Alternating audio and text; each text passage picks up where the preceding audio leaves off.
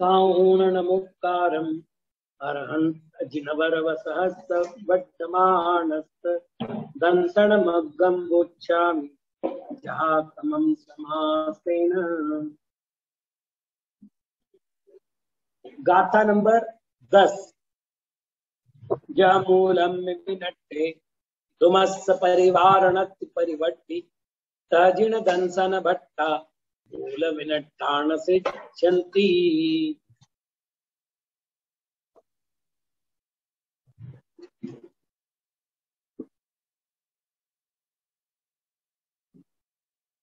जह मूलम विनट्टे, जह अर्थात जैसे, मूलम मूल के, विनट्टे नष्ट हो जाने पर, दुमस परिवार परिवर्तिनत्ति, द्रुम अर्थात वृक्ष, वृक्ष के परिवार की वृद्धि नहीं होती।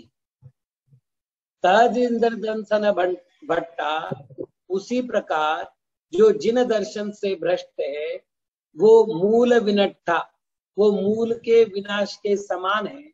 न सिद्ध्यन्ति, वे मोक्ष को प्राप्त नहीं करते।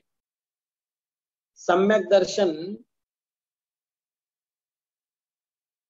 मूल है, ऐसा एक तो आचार्य भक्ति में आया, सम्यक दर्शन मूलम ज्ञान स्कंदम चरित्र शाखाढ्यम। दूसरा इसी आशय का एक श्लोक रत्नकर्ण श्रावकाचार्य में मिलता है। विद्यावृतस्य संभूति स्थिति वृद्धि फलोदये न संत सति सम्यक्त्वे बीजा भावे तरोरिव। अर्थात सम्यक दर्शन ये बीज है,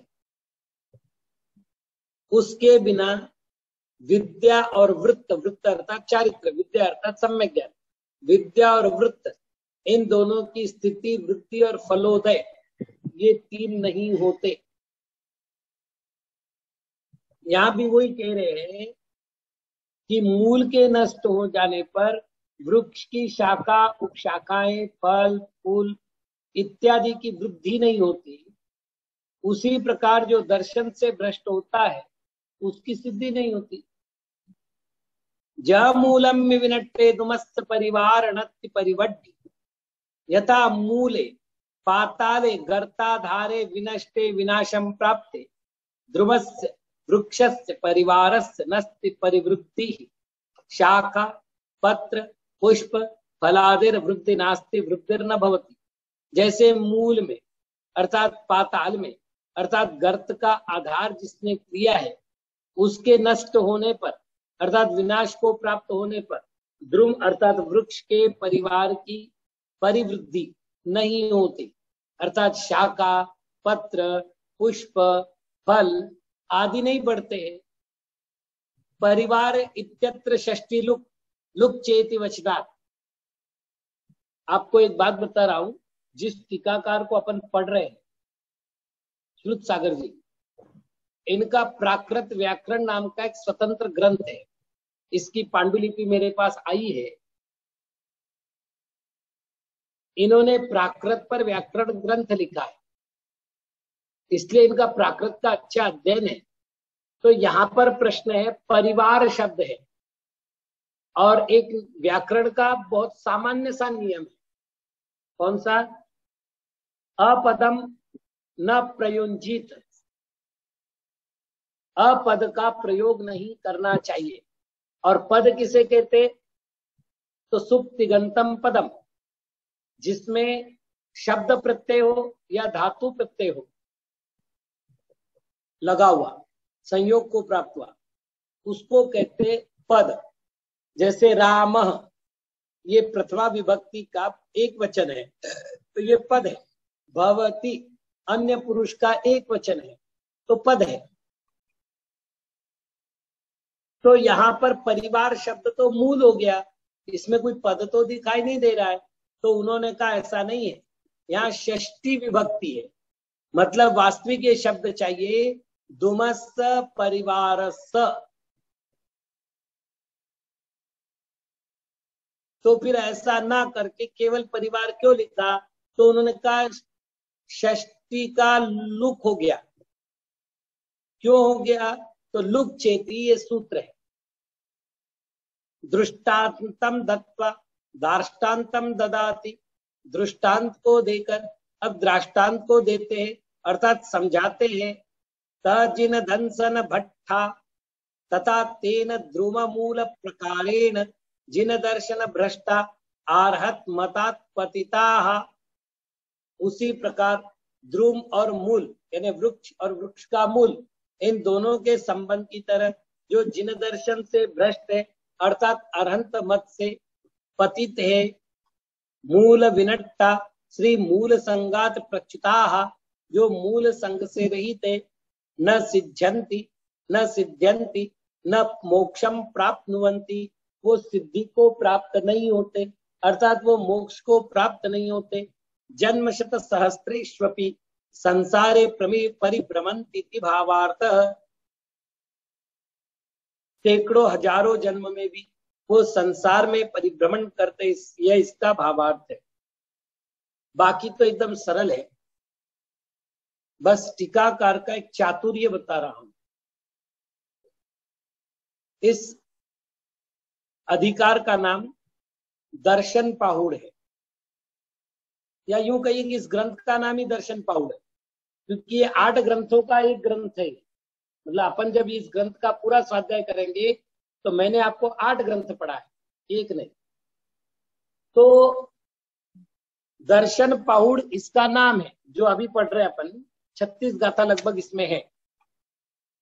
तो दर्शन पाहुड़ में सम्यक दर्शन का वर्णन है। सरल सी बात है, दर्शन है ना सम्यक दर्शन। लेकिन यह दर्शन शब्द का अर्थ एक करो मत।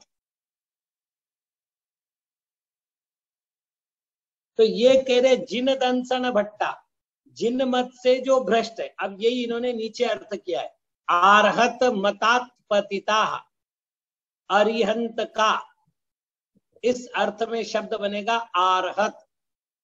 मूल शब्द है अरहत, लेकिन अण प्रत्यय लगा से उत्पन्न अर्थ में, तो अरहंत से उत्पन्न, ये हो गया आर्हत।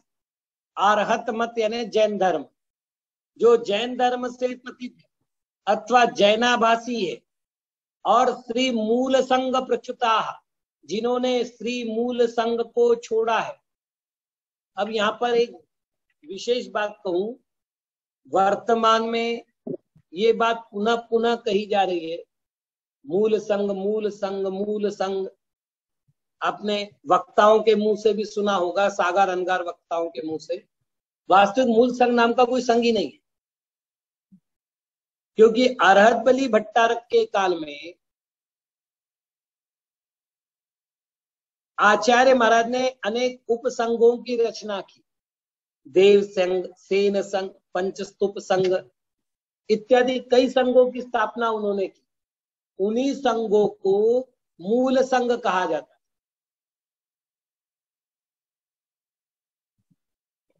उनकी अपनी अपनी शाखाएं प्रशाखाएं चली।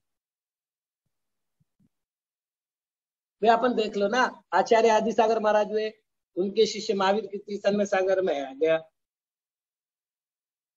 उधर आचार्य शांति सागर महाराज दक्षिण के हुए, वहां पर आचार्य वीर सागर जी, शिव सागर जी, धर्म सागर जी, अजित सागर जी वगैरह साधु आ गए। उधर आचार्य शांति सागर छानी हुए, तो उनकी अपनी परंपरा चलते हुए अभी ज्ञान सागर जी तक आई थे। अभी जय सागर जी वगैरह का भी नाम ले रहे, और भी नाम ले रहे, जो भी हो, शाखा उप शाखाएं चली। और ये तो घरों में भी होता है। एक पिता के 2 भाई है, 2 भाई का अपना अपना संसार जमा, उनके अपने अपनी संतान हो गई, उनकी अपनी प्रसंतान हुई, फिर प्रसंतानों की संतान हुई, और वो 2 की 4, 4 की 8 ऐसी शाखाएं बनती गई। तो इन शाखाओं में परस्पर मैत्री थी। मैत्री का अर्थ वैर विरोध वाली नहीं, सैद्धांतिक मैत्री, आचरण की मैत्री। सभी लोग एक जैसा सिद्धांत मानते थे, सभी लोग एक दूसरे आचार्यों के प्रति गुणानुराग रखते थे। और ये तो तब पता चलता है जब अपन मूल ग्रंथों को पढ़ते हैं, तो एक दूसरे आचार्यों का नाम लेकर के उन्होंने उनका जयघोष किया है, उनकी स्तुति की है। अब हरिवंश पुराण के आदि में देख लो, और भी ग्रंथ मिल जाएंगे आपको कि जहाँ खूब सारे आचार्यों की स्तुति की गई है। तो सरल सरल अर्थ में कहे तो मूल संघ अर्थात निर्ग्रंथ साधुओं को साधु मानने वालों का संघ। अब इसमें कोई भेद नहीं है, अब वो फिर मैं हूं, अन्य हो, तन्य हो, कोई फर्क नहीं पड़ता, क्योंकि मूल गुणों की अपेक्षा उत्तर गुणों की अपेक्षा भेद नहीं। सहनन की अपेक्षा भेद है, ज्ञान की अपेक्षा भेद है, आचरण पद्धति की अपेक्षा भेद है, क्षेत्र की अपेक्षा भेद है, कई मान्यताओं की अपेक्षा भी भेद, सब है। लेकिन सारे दिगंबर साधु 28 मूलगुण आदि के संबंधित सब एक मत है। मतलब भारत के किसी भी संघ से साधु से बात करोगे तो नहीं कहेंगे 27 मूलगुण होते हैं, 29 मूलगुण होते हैं, नहीं कहेंगे, वो 28 ही कहेंगे। सारी बातें वो वही बताएंगे जो दिगंबर रामनाथ को मान्य है। तो कहने का तात्पर्य है कि जो व्यक्ति जिन दर्शन से भ्रष्ट है अर्थात अरहत मत से पतित है और मूल संघ को छोड़ करके अन्य जैनाभासी संघों को अपना चुके हैं, वे लोगों को, उन लोगों को मोक्ष नहीं होता, न मोक्षम प्राप्नुवन्ति, ये इसका अर्थ है। मतलब यहाँ पर दर्शन, जिन दंसन भट्टा शब्द के जो अर्थ किए वो दो होंगे, एक जिन दर्शन अर्थात सम्यक दर्शन, और दूसरा जिन दर्शन का अर्थ हो गया जिन मत यानी जैन धर्म। तो दो अर्थ कर लो। और इसी तरह मूल विनट्ठा, मूल सिद्धांत के नाश होने पर, और दूसरा करे मूल संघ के नाश होने पर। जमूलाओ कंदो साहा परिवार बहुगुणो होई तजिन दंसन मूलो निर्दिष्टो मोक्कमग्गस। अब कुछ भी नहीं करना है, जो पिछली गाथा में न सिद्धंती कहा था, यहां पर वो कह रहे मोक्कमग्गस, वह मोक्ष मार्ग का मूल है। कौन? सम्यक दर्शन। मतलब वही बात कर रहे हैं, पहले निषेध रूप में की थी, अब विधि रूप में कह रहे। जह जिस प्रकार मूलाओ, मूल के कारण, खंदो स्कंद, साहा परिवार, शाखाओं का समुदाय, बहुगुणों होई, बहुत गुना होता है। ये अपन चर्चा कर चुके हैं। जह दृष्टांतवाचक होता है जिसका संस्कृत में रूपांतरण होता है यथा, और दृष्टांत होता है तथा, यहाँ उसका प्राकृत रूप है तह। तो ज से दृष्टांत प्रारंभ होता है और तह से दृष्टांत प्रारंभ होता है। तह जिन दंसन मूलो, वैसे जिन दर्शन, ये मूल है किसका? मोक्षमग्गस, मोक्ष मार्ग का। ऐसा निर्दिष्टो, ऐसा निर्दिष्ट किया गया है, कहा गया है। ज मूलाओ यथा मूलात, वृक्ष मूलात कारणात, वृक्ष के मूल से, कारण से, खंदो स्कंद शाखावधि प्रकांड, स्कंद कहते हैं जिस पर शाखाएं टिकी होती है, खोड़, महाराष्ट्र में जिसे खोड़ कहते हैं। बहुगुणों होई, यहां पर आप थोड़ा सा देख लीजिएगा, संपादक की गलती है या टीकाकार ने प्रयोग किया है। दीर्घ ई के स्थान पर ह्रस्व ई का प्रयोग किया गया है टीका में, गाथा में दीर्घ ई का प्रयोग है। प्रचुर गुण वृद्ध्यातिशय, वृद्ध्यात्यतिशयवान भवति, प्रचुर रूप से वृद्धि आदि को अतिशय बढ़ाने वाला होता है। तथा साहा परिवार, शाखा परिवारश्च, शाखा के समूह को, लता स्वरूपी कटप्रश्च बहुगुणो भवति, जो लता के समान होते हैं और कटप्र छोटे छोटे होते हैं, उनको शाखा कहते हैं। कंद जो होता है वो बहुत बड़ा होता है, लेकिन शाखाएं जो होती है वो छोटी होती है और उससे भी छोटी उपशाखाएं होती है। पत्र पुष्प फलादिमान भवति, वो पत्र पुष्प और फल आदि से युक्त होता है। दृष्टांतो गतः, दृष्टांत पूर्ण हुआ। इदानीं दृष्टान्तमाह, अब दृष्टांत को कहते हैं। कह मूलो नित्यक्तो मोक्षमार्गस्य तदा तेनैव वृक्षमूल प्रकारेणैव मोक्ष मार्गस्य मूलम सम्यक दर्शन ज्ञान चारित्र लक्षणस्य मोक्ष मार्गस्य मूलम कारणम तथा अर्थात तेनैव उसी प्रकार वृक्ष मूल प्रकारेण उसी प्रकार ने वृक्ष मूल के समान ही मोक्ष मार्गस्य मूलम, मोक्ष मार्ग क्या है? सम्यक दर्शन ज्ञान चारित्र लक्षणस्य मोक्ष मार्गस्य, सम्यक दर्शन सम्यक ज्ञान और सम्यक चारित्र ये मोक्ष मार्ग है।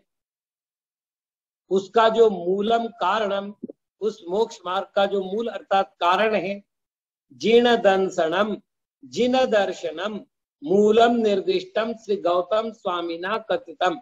जिन दर्शन को मूल कहा है। अब ये निर्दिष्टम का अर्थ हो गया कहा है, तो प्रश्न आएगा ना किसने कहा है? तो ये उत्तर दे रहे हैं श्री गौतम स्वामिना कथितम। श्री मूल संगो मोक्ष मार्गस्य मूलम कथितम। यहाँ फिर अर्थ बदल करके दूसरा अर्थ कर रहे हैं कि श्री मूल संग जो है वही मोक्ष मार्ग का मूल कहा गया है।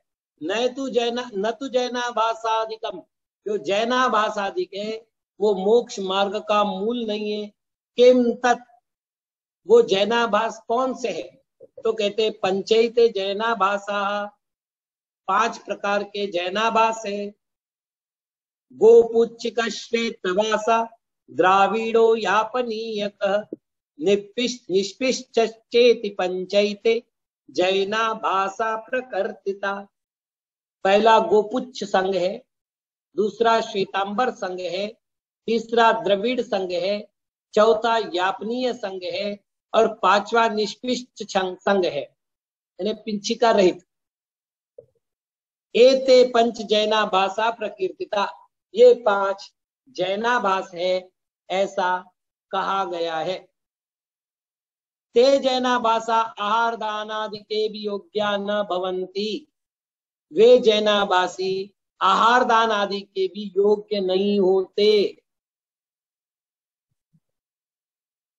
कथम मोक्ष से योग्या भवंती, जब वो आहार दान के योग्य भी नहीं होते तो मोक्ष के योग्य कैसे होंगे? फिर प्रश्न है गोपुच्छिका नाम मतम यथा। अब एक एक मत का थोड़ा थोड़ा वर्णन कर देते हैं। जी नेहल दीदी। आचार्य श्री नमस्ते। आचार्य श्री यापनी संघ है उसको मतलब जैनाभासी कहते हैं क्या? बिल्कुल, सर्वत्र जैनाभासी में भी कहा। इसकी शुरुआत हमने देखी दर्शन सार ग्रंथ से। देवसेन आचार्य का ग्रंथ है दर्शन सार, उसमें भी यही भाषा है। तो आचार्य श्री अभी बहुत जगह पे यापनी संघ की मूर्तियां भी विराजमान है प्राचीन मंदिरों में, तो वहां पर तो अपन लोग पूज रहे हैं। मेरे ध्यान नहीं है, आपको कहीं ध्यान है कि कहाँ है? अभी तो आचार्य श्री वो मैं बता नहीं पाऊंगी, लेकिन आचार्य जी की प्रत्येक प्रतिमा जी के दर्शन चरण स्पर्श करके और उसकी प्रशस्ति वगैरह पढ़ते थे दर्शन करते वक्त, तो वो कई बार बताते थे आचार्य श्री कि यापनी संघ की प्रतिमा जी है। देखिए, मेरा ध्यान अभी तक नहीं है यापनीय संघ की प्रतिमा के बारे में, हो सकता है कहीं मिली हो। कई जगह आचार्य श्री प्रशस्ति पढ़ते वक्त बताते थे कि ये यापनी संघ की प्रतिमा नहीं, जी है। मतलब निषेध नहीं कर रहा हूँ, मुझे ध्यान में नहीं कहीं हो तो। चलिए अब अपन एक एक मत के बारे में थोड़ी थोड़ी बात करते हैं। इत्तीर्णम पुनर्दिक्खा कुल्लयलो यस्य वीरचर्यत्तम कक्कसके सगहणम छट्टम च गुणवदम नाम।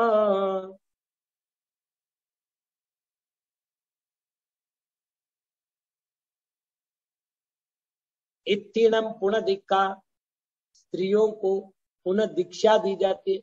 प्रायश्चित शास्त्र के अनुसार स्त्री की पुनर्दीक्षा का निषेध है।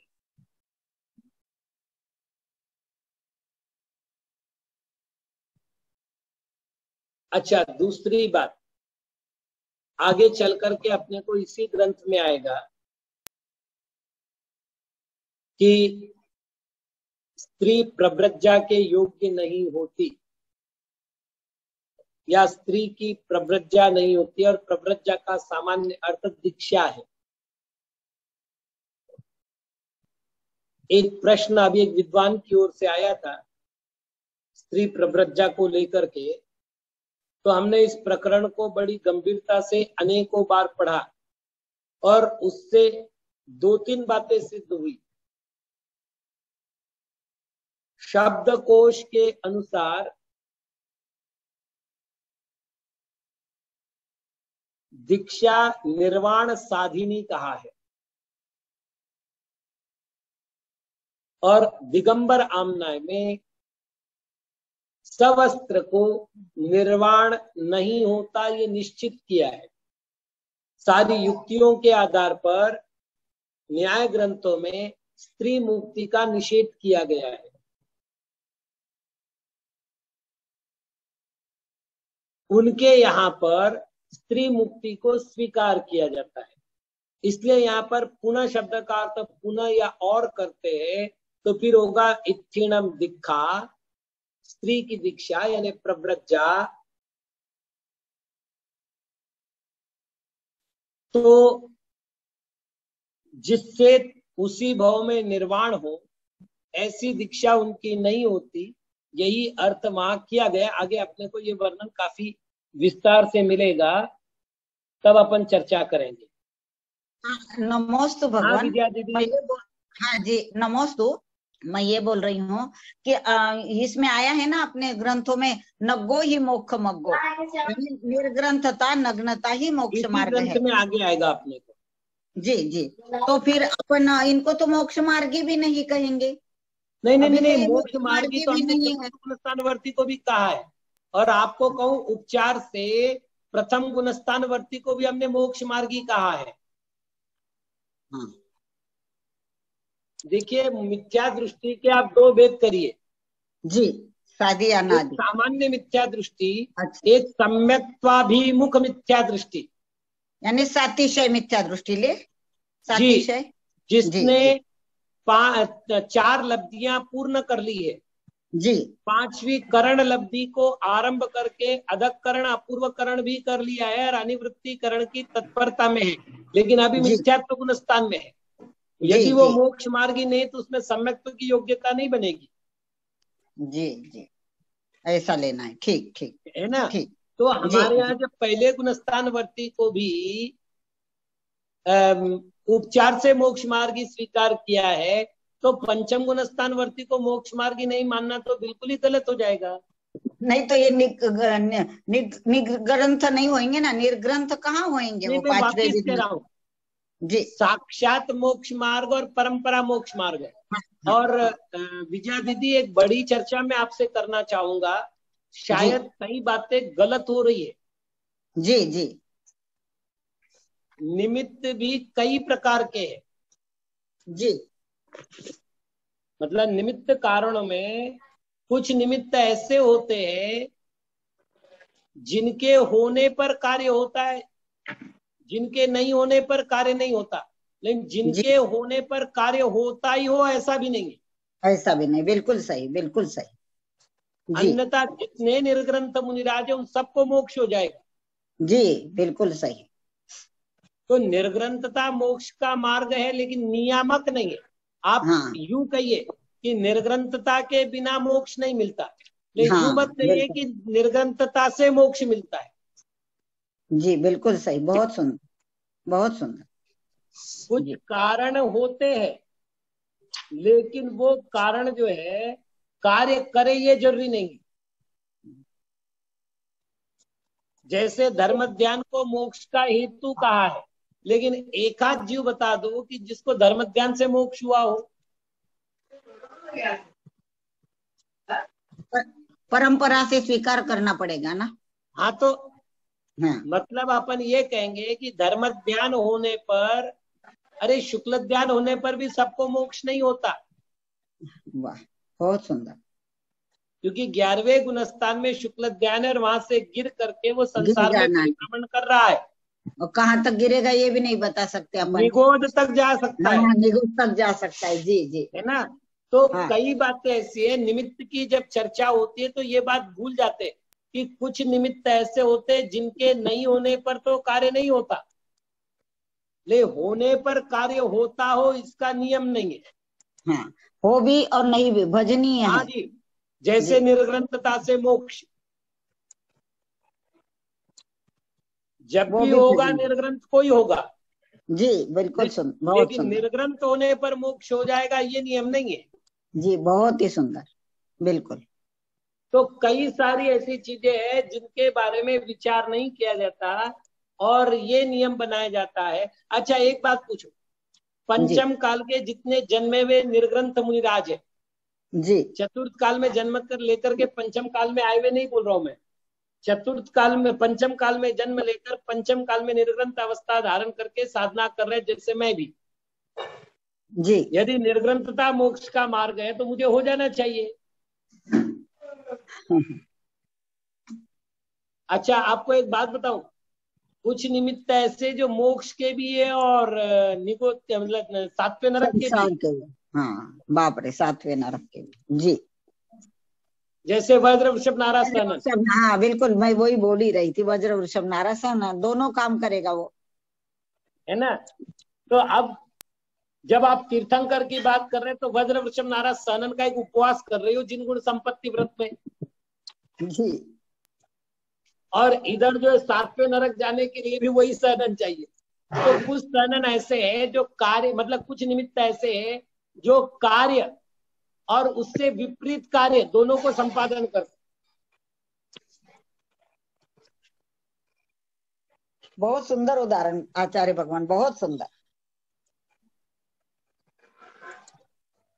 एक लाइट मतलब बिजली ठंडी दे रही है फैन से और गर्मी दे रहे हीटर से, तो एक कारण ने दो कार्य सिद्ध किए और दोनों विरुद्ध है। वैसे वज्र वृषभ नारासनन मोक्ष का भी साधन है और सातवें नरक का भी साधन। बहुत सुंदर। तो जब आप द्रव्य की अपेक्षा बात करेंगे तो द्रव्य की अपेक्षा सहनन भी आएगा, और जब सहनन आएगा तो द्रव्य की अपेक्षा विवक्षा करने पर आपको कहना पड़ेगा कि मोक्ष का निमित्त वज्र वृषभ नारा सहनन है और जिनगुण संपत्ति में है ना। लेकिन आचार्य भगवान इसके साथ अपने को ऐसा भी लगाना पड़ेगा कि वज्र वृषभ नारायण सहनन अगर है तो वो यह नियम नहीं कि वो मोक्ष ही जाए, हो सकता है नरक मैं भी जाए। वापिस कह रहा हूं, देखिए आप फिर विषय बदल गए। जी न्याय की सूक्ष्मता बड़ी धीरता से समझनी चाहिए। जी मैंने कहा द्रव्य क्षेत्र काल और भाव ये चार अपेक्षा ली, जी तो क्षेत्र की अपेक्षा मेरा आर्य खंड में जन्म लेना जरूरी है। जी हाँ मिलेज खंड में काम नहीं आएगा, बिल्कुल। है ना। तो क्या जी आर्य खंड में जन्म लेने से मुझे मोक्ष हो जाएगा क्या? नहीं। चलिए काल की अपेक्षा मुझे तीसरे काल के अंत में चौथे काल में या पांचवें काल, मतलब चौथे काल में जन्म लेके पांचवें काल में मोक्ष प्राप्त करना चाहिए। तो क्या चौथे काल में जन्म लेकर जो पांचवें काल में आए या जो चौथे काल में जन्म लिए वो सब मोक्ष गए क्या? नहीं। तो काल कारण है कि नहीं? तो है। वैसे कारण द्रव्य कारण है कि नहीं? तो है। द्रव्य में क्या लेंगे? शरीर लेंगे तो शरीर का स्तन, शरीर के सारी चीजें आ जाएगी। तो स्तनन मोक्ष का कारण है कि नहीं? तो कारण है। लेकिन मैं कह रहा हूं कुछ निमित्त ऐसे होते हैं जो विपरीत कार्य को भी संपादन करते, इसलिए बहुत चौथे काल में जितने मोक्ष गए उतने निगोद में भी गए, उतने नरक बहुत में भी सुंदर। गए, उसी सनन बहुत ही के धारक जीव। शुभम चक्रवर्ती का वज्र वृषभ नारा सनन था, जी मोक्ष गया ना, नरक, नरक गए। नरक गया अच्छा साथ में, सोच लो। तो कुछ कारण मूल कार्य को भी संपादन करते और उसके विरुद्ध कार्य को भी संपादन करते। बहुत ही सुंदर, बहुत कुछ अच्छा कारण समझ गए। विरुद्ध कार्य को संपादन नहीं करते, मूल कार्य में सहयोगी बनते, लेकिन मूल कार्य करे ये नियम नहीं है। जी बहुत ही सुंदर। और तीसरे, जो विपरीत कार्य तो करते नहीं, लेकिन उनके होने पर मूल कार्य होता ही होता है। जैसे 85 कर्म प्रकृतियों का नाश रूप कारण मोक्ष रूप कार्य को उत्पन्न करेगा ही करेगा। बहुत सुंदर। अनिवृत्तिकरण के परिणामों को प्राप्त हुआ जीव सम्यक दर्शन को प्राप्त करेगा ही करेगा। मतलब करण लब्धि को प्राप्त हुआ जीव सम्यक दर्शन को प्राप्त करेगा ही करेगा। तो आप समझ गए ना, कुछ ऐसे कारण है जो कार्य का संपादन करेंगे ही करेंगे। जैसे उपशम श्रेणी वाला को भी कारण माना, क्षयक्षम लब्धि को भी कारण माना, तो भाई अभव्य को भी क्षयक्षम लब्धि होती है। निमित्त की इन्हीं बातों को नहीं समझने के कारण निमित्तों को लेकर के गलत प्रश्न किए गए हैं। तो वापिस अपन मूल विषय पर आए, निर्ग्रंथता मोक्ष मार्ग है। मतलब ये हुआ कि जब भी मोक्ष जाएगा कोई जीव, निर्ग्रंथ हुए बिना नहीं जा सकता। उसके साथ ये व्याप्ति लग रही है। मतलब मोक्ष जाएगा तो निर्ग्रंथता से जाएगा, ये व्याप्ति तो है, लेकिन ये व्याप्ति नहीं है कि जो जो निर्ग्रंथ बनेगा वो मोक्ष जाएगा। आप समझ गए मेरी बात को? मेरी प्रतिज्ञा है, जो जो मोक्ष जाएगा वो निर्ग्रंथ होगा, लेकिन मैं ये नहीं कह रहा हूं कि जो जो निर्ग्रंथ होगा वो मोक्ष जाएगा। समझ में आ गई व्याप्ति? ये अंतर है। हाँ नेहल दीदी। आचार्य श्री नमस्ते। आचार्य श्री, स्त्री को प्रवज्ञा दोबारा नहीं होती है कथन तो मतलब आपने बताया, उस अनुसार फिर ज्येष्ठा ने दोबारा दीक्षा ली थी, उसका क्या? किसने ली थी? ज्येष्ठा ने नहीं ली थी। आपने यदि गौर किया हो तो ज्येष्ठा को उसी अवस्था में चेलना ने संभाला है और संतान उत्पत्ति के बाद वो गुरुणी के पास जाकर के पुनर्दीक्षित हुई है। तो ये मतलब प्रायश्चित व्यवस्था हुई है। आरिका दीक्षा नहीं हुई है, आरिका की प्रायश्चित विधि हुई है। तो मतलब उस अवस्था में भी उसके पास हाथ में पेशी कमंडल रहा क्या हलाया? अब वो जो भी आरिका की व्यवस्था है वो सारी रही। जी आचार्य श्री नमस्ते। नमस्ते आचार्य श्री। आचार्य श्री, इसमें जो गोपुच्छ और ये आपने एक निष्पिच जो उनको जैनाभास कहा है, 5 जैनाभास जो बताए हैं, अभी वो पूरा वर्णन कर रहे हैं ग्रंथकर्ता। नहीं महर्षि, हमें ही पूछना है कि इनका मतलब हमें इनके बारे में हमने बहुत ज्यादा पढ़ा नहीं है और ध्यान भी नहीं दिया कभी। तो इनको जैनाभास जो कहा है, इनकी क्या विशेषता है, थोड़ा सा शॉर्ट में जानना चाह रहे थे। अरे यहाँ बता ही रहे हैं अभी, जैसे इन्होंने गोपुच्छ का बता रहे हैं पहले। हाँ, उसमें उन्होंने कहा स्त्री की पुनर्दीक्षा मानते हैं, क्षुल्लक की वीरचर्या मानते हैं, और मतलब गाय की जो पंख, गाय की पूंछ की जो पिंछी होती है उसको कक्कस केसक गहनम, उसको वो कड़े केसों को ग्रहण करते हैं। और छठम गुणवदम नाम, गुणव्रत को छठा व्रत मानते हैं। ऐसे लोगों को गोपुच्छिक मतावलंबी कहते हैं। दूसरा श्वेतांबर, तो श्वेतवास सह, श्वेत वस्त्र के धारी, अंबर को या वस्त्र को। सर्वत्रम भोजनम गृह्णन्ति प्रासुकम, सर्वत्र प्रासुक भोजन ग्रहण करते। मांस भक्षिणाम ग्रहे दोषो नास्ति, वर्णलोपकृत, मांस भक्षियों के घर में भोजन करने में दोष नहीं है। इस प्रकार उन्होंने वर्ण का लोप किया है। अब श्वेतांबरों में भी एक मत हुआ जिनको श्वेतांबरा भास कहते। तन्मध्ये श्वेतांबरा भाषा उत्पन्नास्तेत्व अति पापिष्टा। श्वेतांबरों में भी एक मत उत्पन्न हुआ जो कि अत्यंत पापी है। देव पूजादिकम किलम पाप कर्मेदमिति कथयन्ति, वे कहते देव पूजा करना सब पाप कर्म है। मंडलवत सर्वत्र भांड प्रक्षालनोदकम पीबंती, मंडल कहते कुत्ते को। धोए हुए बर्तन का पानी पीते हैं।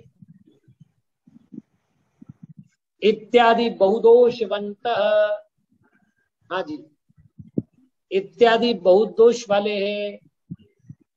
द्राविड़ा सावध्यम प्रासुकम च न मन्यन्ते, ये सावध्य है, ये प्रासुक है, इसको नहीं मानते, अर्थात सचित्ता चित्त की व्यवस्था जिनको स्वीकार नहीं है। उद्भोजनम निराकुर्वन्ति, और जो खड़े होकर मुनि को आहार करना चाहिए इसका निषेध करते हैं। उद्भोजन,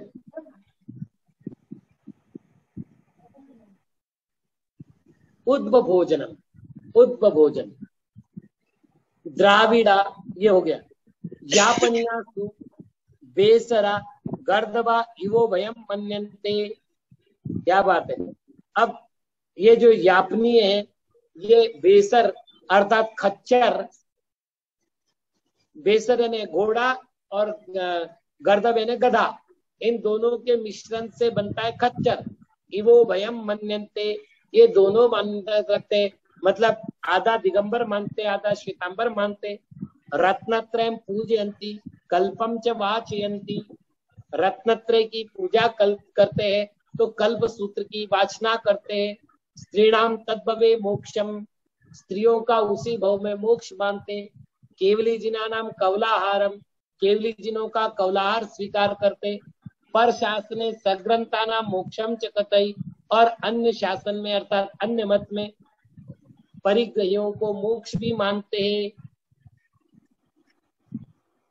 अभी भी आपको बता रहा हूं, बागड़ बड़ा धार्मिक क्षेत्र है दिगंबरों की अपेक्षा, लेकिन वहां 18 दिन का पर्युषण पर्व मनता है।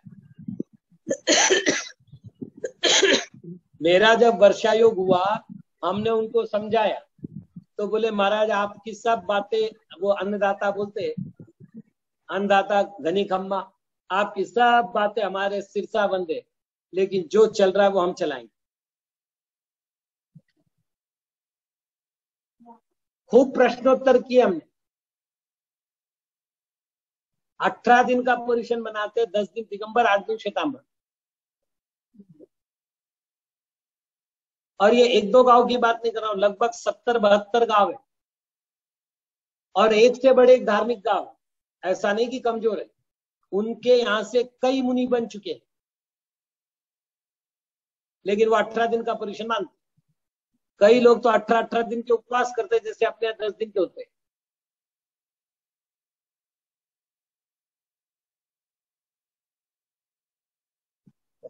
हाँ सीमा दीदी। हाँ नमस्कार आचार्य श्री, जो पांचों ये बताए हैं, ये गोपुच्छ है और ये यापनी है, श्वेतांबर तो दिखाई देते हैं, क्या ये बाकी के भी आज है? मेरे देखने में नहीं है, क्योंकि ये श्वेतांबर का ये वाला मत तो है कि जो श्वेतांबर तो दिखाई देता है, बाकी गोपुच्छ, द्राविड़, यापनीयक और निष्पिच्छ, ये 4 संघ मुझे देखने में नहीं आए। जैसे कवलाहार और स्त्री से मोक्ष, तो ये जो रजनीश आचार्य मानते हैं, ये श्वेतांबर मानते हैं। अच्छा। निष्पिच्छिका मयूर पिच्छादिकम न मन्यन्ते, निष्पिच्छ वाले मयूर पिच्छिका को नहीं रखते, बिना पिंछी के रहते। उक्तम च धाड़सी गाता सु, ये धाड़सी गाता का अनुवाद मैंने किया है, ग्रंथकर्ता ने लिखा है, मतलब ऊपर जो नाम लिखा है वो लिखा है, ये काष्टा संघ के किसी आचार्य के द्वारा ग्रंथ लिखा गया है। मैंने इसका अनुवाद किया, इसलिए अच्छी तरह पता है। पिच्चेणौ सम्मतम कर गई है मोर चमरडंबरे, अप्पा तारई अप्पा तम्मा अप्पा विजाय अब्बो, ये कहते हैं कि पीछी रखना अथवा मोर चमर डंबरे, मोर या चमर को रखना, ये कर गई है, हाथ में रखना। सम्मतम न, सम्यक्त्व नहीं है। अप्पा अप्पा तारई, आत्मा आत्मा को तिराता है। तम्मा अप्पा विजाय को, इसलिए आत्मा का ही ध्यान करना चाहिए। तथा शीत पतमटम, वैसे श्वेतांबर के लिए वो कहते हैं सेयंबरो आसंबरो य बुद्धो यतय अन्नोय समभाव भावी अप्पा लहेय मोक्कम न संदेहो। श्वेतांबर हो, दिगंबर हो, बुद्ध हो, अन्य कोई हो, यदि संभाव को भाने वाली आत्मा हो तो उसको मोक्ष होता है, इसमें कोई संदेह नहीं है। तो ये कई सारे मत मध्य मध्य में उत्पन्न होते रहते हैं। जैमिनी, कपाल, कर्णचर, कपिल, कर्णचर, चार्वाक, शाक्य मतानि तु प्रमेय कमल मार्तंडादि शास्त्रात् ज्ञातव्यानि। ये बाकी जो मतों के नाम आ रहे हैं, ये सारे मत को प्रमेय कमल मार्तंड के द्वारा समझ लेना चाहिए। जैमिनी का मीमांसक मत है, कपिल का सांख्य मत है, कणाद का वैशेषिक मत है, चारवाक तो स्वयं मत है, और शाक्य यानी गौतम बुद्ध, इनका बौद्ध मत है। ये जो है प्रमेय कमल मार्तंड आदि जो न्याय के शास्त्र है उनमें इनका वर्णन मिल जाएगा। जे दंसने सुभट्टा पाहेन पड़न्ति दंसन धराणम ते होन्ति लल्लमुआ बोधि बोहि पुनदुल्लहा तेसिम। जे दंसने सुभट्टा, जो दर्शन से भ्रष्ट है, दंसन धराणम, पायम न पड़न्ति, सम्यक दृष्टियों के चरणों में नमस्कार नहीं करते, सम्यक दृष्टियों के पैर नहीं पड़ते, ते लल्ल मुआ होती, वे मुख, लल्ल यानी मुख ना, मुआ यानी मुख, और लल्ल यानी लंगड़ा, लंगड़ा और मुख होते हैं।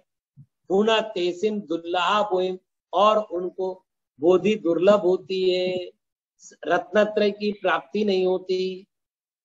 जे दंसनेषु भट्टा, जे पुरुषा दर्शनेषु भ्रष्टा निसर्ग जाति गमत लक्षणात् द्विविधात् सम्यक दर्शनात्, जो पुरुष दर्शन से भ्रष्ट है अर्थात निसर्ग और अधिगमज जिसका लक्षण है, ऐसे दो प्रकार के सम्यक दर्शन से अथवा औक्षमिक वेदक शायिक लक्षणात् त्रिविधात् सम्यक प्रयत्नात् प्रच्युताः, औक्षमिक वेदक और क्षायिक लक्षण वाले तीन प्रकार के सम्यक रूपी रत्न से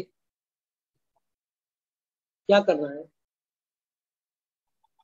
वो जाकर बटन बंद करेगी या ये बंद हो जाएगा।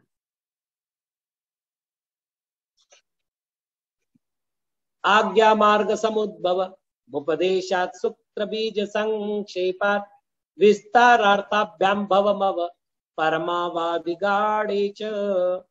ये जो गाथा है ये आत्मानुशासन की गाथा है, बड़ा महत्वपूर्ण है। सम्यक दर्शन के 10 भेद है। पहला आज्ञा सम्यक दर्शन, दूसरा मार्ग सम्यक दर्शन, तीसरा उपदेश सम्यक दर्शन, चौथा सूत्र सम्यक दर्शन, पांचवा बीज सम्यक दर्शन, छठा संक्षेप सम्यक दर्शन, सातवां विस्तार सम्यक दर्शन, आठवां अर्थ सम्यक दर्शन, नववां अवगाढ़ सम्यक दर्शन और 10वां परमावगाढ़ सम्यक दर्शन। इस विषय में छोटी सी बात बता रहा हूं। यहाँ एक शब्द आया है समुद्भव, उद्भव, भू धातु है उससे भव बनता है, उत उपसर्ग और सम उपसर्ग है। भली भांति उत्पन्न होना, इसे कहते समुद्भव। समीचीन रूप से उत्पन्न होना, इसे कहते समुद्भव। तो इन्होंने समुद्भव शब्द को ग्रंथकर्ता ने मतलब गुणभद्र आचार्य ने मध्य दीपक स्वीकार किया है। आत्मानुशासन ग्रंथक गुणभद्र आचार्य का, और उन्होंने उसको मध्य दीपक स्वीकार किया है। और जब मध्य दीपक स्वीकार कर लिया तो ये शब्द जो है समुद्भव से पहले जो 2 शब्द आए उनके साथ भी लगेगा, और जो बाद में 8 शब्द आए उनके साथ भी लगेगा। मतलब यदि पहले सम्यक दर्शन का नाम पूछा जाएगा तो गुणभद्र महाराज कहेंगे आज्ञा समुद्भव। इस तरह से 10 के नाम समझने हैं।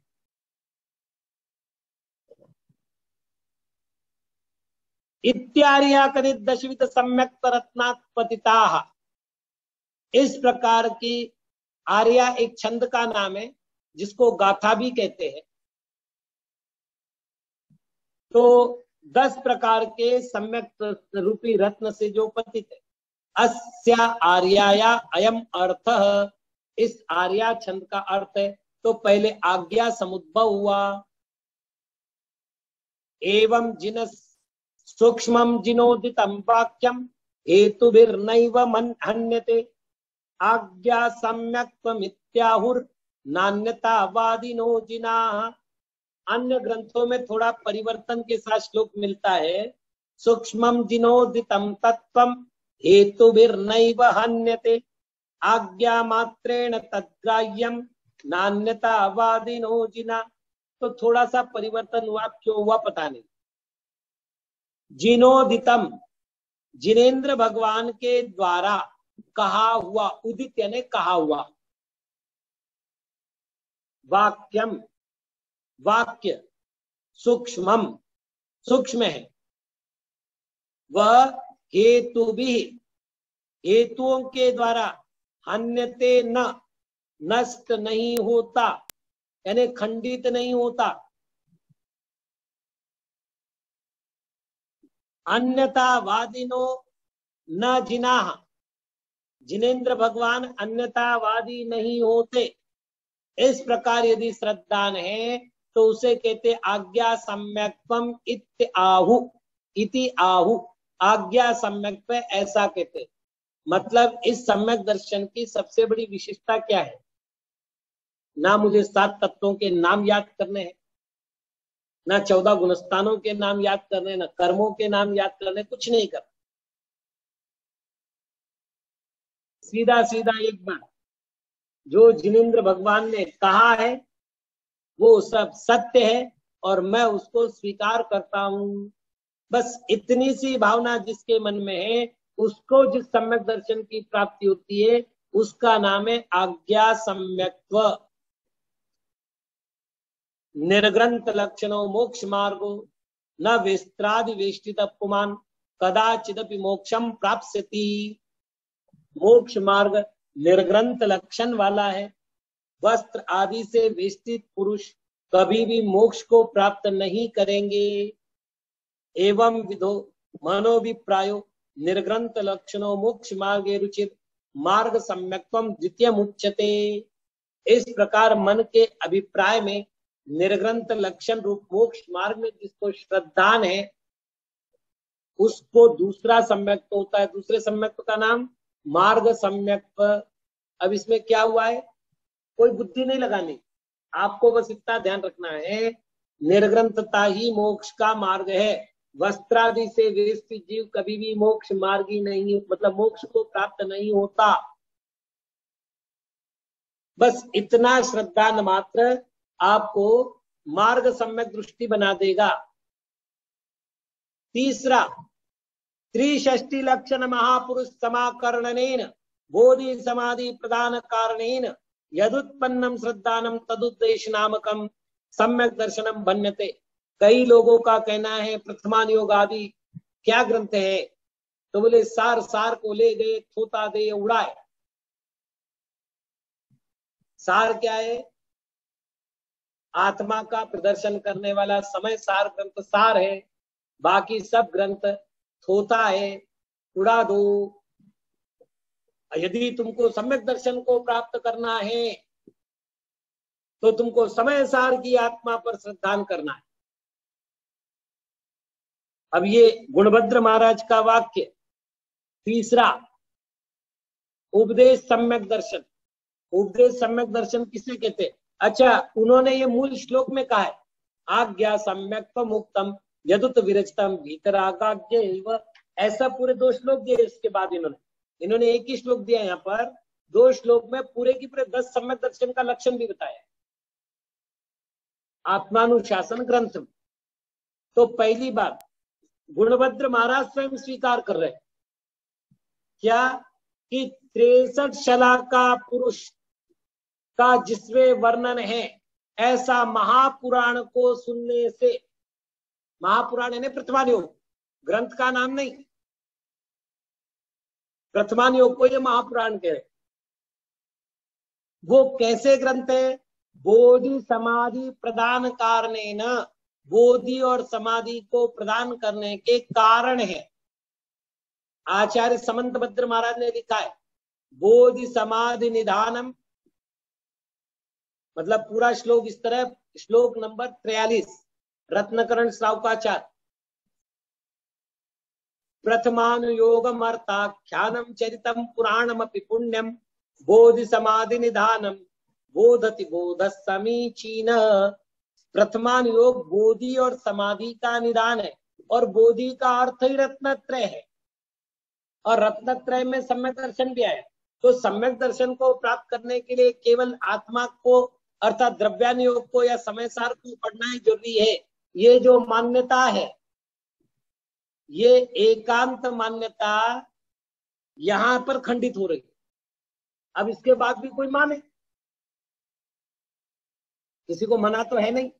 आगम में ये कहा है कि 63 शला का पुरुषों का लक्षण बताने वाला जो प्रथमानुयोग साहित्य है, उसको पढ़ करके यद उत्पन्नम श्रद्धानम, जो श्रद्धान उत्पन्न होता है, तद उपदेश नामकम सम्यक दर्शनम बण्यते, उसको उपदेश नाम का सम्यक दर्शन कहते हैं। मैंने एक आदमी से कहा, स्वाध्याय प्रेमी था, मैंने उससे पूछा कभी प्रथमानुयोग पढ़ा क्या? मैं तो प्रथमानुयोग पढ़ता ही नहीं, उसमें आत्म कल्याण की बात ही नहीं है, वो तो विकथा है। मैंने कहा बहुत अच्छी बात बता, मेरे को अच्छा किया तूने इतना बड़ा दिव्य ज्ञान दे दिया, इतना तो भगवान महावीर से भी मुझे नहीं मालूम पड़ा। जी लेकिन अब ये बता, पूछू प्रश्न, पूछू? चलिए, जब मुझे दिव्य ध्वनि को मानना है,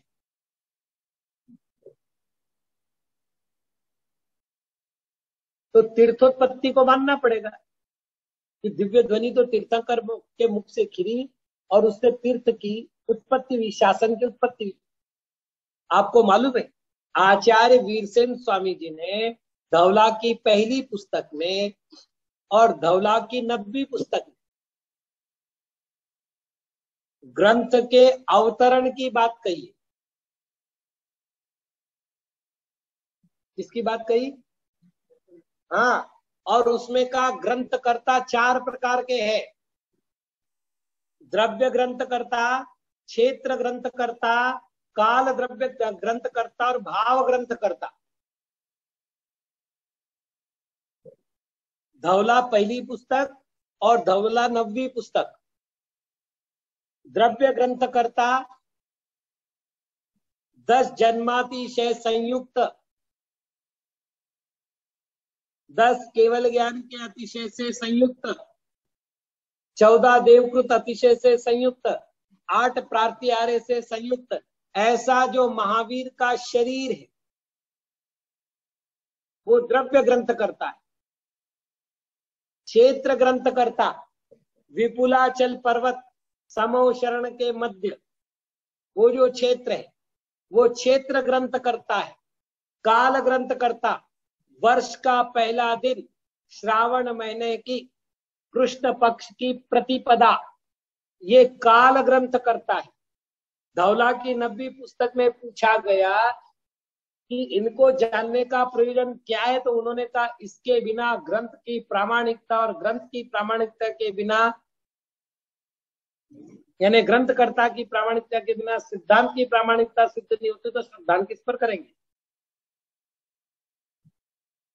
अब आप मुझे बताइए कि प्रथमानुयोग अप्रामाणिक है, झूठा है, थोता है, विकथा है। अब मेरा प्रश्न है, महावीर हुए कि नहीं हुए? क्यों दादा, महावीर हुए कि नहीं हुए?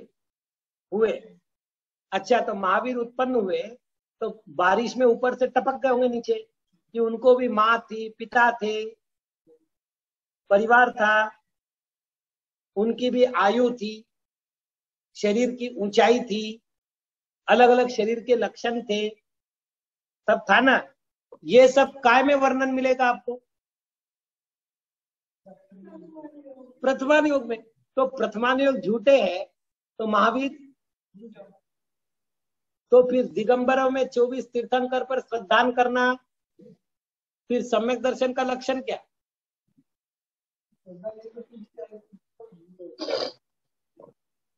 हाँ शिनप्पा गुरुजी। नमस्ते आचार्य श्री, नमस्ते जी जी आचार्य श्री। थोड़ा अलग ही प्रश्न है थोड़ा जी। आचार्य श्री। घर में गृह चैत्यालय रखना क्या नहीं है अभी थोड़ा इसमें? देखिए, मैं आपसे पूछता हूं कि अंजना सुंदरी का मुझे पिछला भाव बताइए। अंजना सुंदरी को 22 साल तक पति का वियोग क्यों हुआ? महाराज जी आप ही बताना। क्योंकि पिछले भाव में अंजना ने अपनी सौत के घर में स्थित जिन प्रतिमा को पानी में रखा था। हाँ बराबर बराबर सुना है मैं। दूसरा प्रमाण, ये जिनेंद्र भक्त सेठ का। जी महाराज।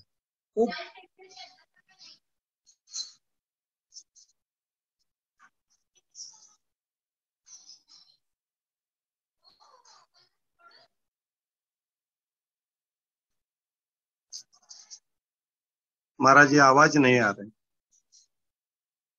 है ना? जी महाराज।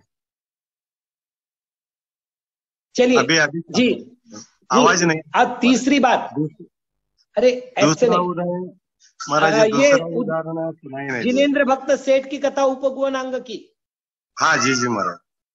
और तीसरी कथा, मथुरा में मधु राजा के वध किया शत्रुघ्न ने, तो उसकी विद्या उत्पात मचाने लगी। तब सप्त ऋषि के आगमन के बाद उन विद्याओं की शांति हुई और रोग दूर हुआ। शत्रुघ्न ने मुनिराज को हाथ जोड़कर पूछा कि महाराज पुनः इस तरह का कुछ ना हो मेरे राज्य में, इसके लिए क्या करें?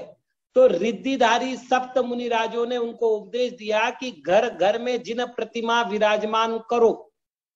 जी महाराज। ये पद्म पुराण में है। रावण के घर में भी चैत्यालय है, और रावण जो उसमें वो पुष्पक विमान, उस पुष्पक विमान में भी शांतिनाथ भगवान का चैत्यालय है। जी महाराज। उमा स्वामी श्रावकाचार में, वसुनंदी श्रावकाचार में लिखा हुआ है ग्रह चैत्यालय में कितने इंच की प्रतिमा होनी चाहिए और कितने इंच की नहीं होनी चाहिए। अब इतनी सारी बातें सुनने के बाद आप खुद ही बताइए कि घर में चैत्यालय होना चाहिए कि नहीं होना चाहिए।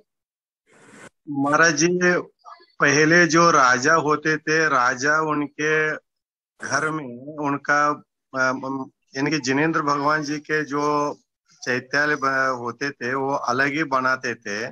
ऐसे करना चाहिए एक ही घर में। और हम जो एक मिनट आप मुझे बताओ, पुष्पक विमान में क्या मतलब दो घर थे क्या? पुष्पक विमान के बारे में मुझे मालूम नहीं उतना कैसे होता है महाराज। अरे पुष्पक विमान ये रावण का विमान। हाँ जी महाराज जी तो सही है। और उसमें चैत्यालय है। जी महाराज। और आप मुझे बताओ घर में अलग चैत्यालय का अर्थ क्या हुआ? यानी कि हम हर दिन जो संसारिक काम काज करते हैं महाराज जी, और भगवान जी उधर ही भगवान को वहां पर हम विराजमान किया तो उसका अभिनय होता है, और उससे हमें दूसरा तीसरा पीढ़ी तक वो बहुत तकलीफ होता है। ऐसे बहुत सुंदर बात है। अच्छा एक बात बताओ, शांति सागर महाराज की तो 3 पीढ़ियां निकल गई। महाराज जी उस क्लिप को आपको मैंने भेजा है महाराज जी। नहीं, मैंने देखिए आप जिन सारी बातों कर रहे हैं ना, ये पक्ष विशेष का आग्रह मात्र है। वरना आचार्य विद्यासागर महाराज के घर में चैत्यालय, ये तो आप खुद जाकर के रोज दर्शन कर सकते हैं, क्योंकि आपके गांव से तो 5 किलोमीटर दूरी पर है। सही है महाराज, बराबर। और चूंकि उनका भाई अभी हमेशा महाराज के पास जाता आता है। सीमा दीदी, पहली बात तो ये है कि शौचालय की जो दूरी आप बता रही है, मैं तो कह रहा हूँ जब मंदिर में नहा रहे और वहां लघु शंका वगैरह जा रहे हैं, वहां कौन सी दूरी संभव है। और सच कहूं, फ्लैट सिस्टम में तो बहुत अच्छी सुविधा है। ऊपर से नीचे तक एक कमरा ऐसा बनाया जाता है फ्लैट में जो छोटा होता है प्राय करके, और उसकी व्यवस्था हम मंदिर के रूप में आराम से कर सकते हैं अलग कमरे में।